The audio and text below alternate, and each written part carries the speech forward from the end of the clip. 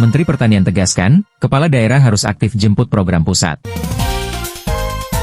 Saudagar IGA Radio, Menteri Pertanian Republik Indonesia, Andi Amran Sulaiman, mengingatkan para kepala daerah agar tidak hanya menunggu anggaran datang dari pusat. Hal ini disampaikan saat menggelar pertemuan strategis bersama para kepala daerah se-Sulawesi Selatan di kediamannya, kawasan Kalibata, Jakarta, Kamis 30 Oktober 2025. Pertemuan yang difasilitasi oleh Gubernur Sulawesi Selatan, Andi Sudirman Sulaiman, itu membahas percepatan kedaulatan pangan nasional dan penguatan peran Sulsel sebagai lumbung pangan Indonesia. Bupati Baru, Andi Ina Kartikasari, turut hadir dalam pertemuan tersebut. Ia menegaskan komitmen pemerintah Kabupaten Baru untuk terus mendorong pengembangan sektor pertanian, terutama hilirisasi komoditas kopi, kakao, dan kelapa yang menjadi potensi unggulan daerah.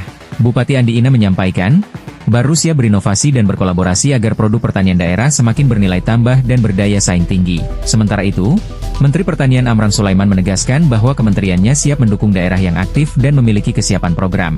Ia mendorong para kepala daerah agar rajin menjalin komunikasi ke pusat untuk memperjuangkan anggaran dan program pertanian. Jangan hanya menunggu anggaran datang.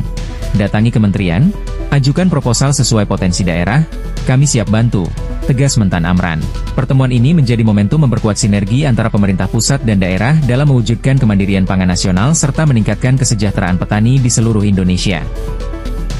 Dari Jakarta, IGA Radio mengabarkan.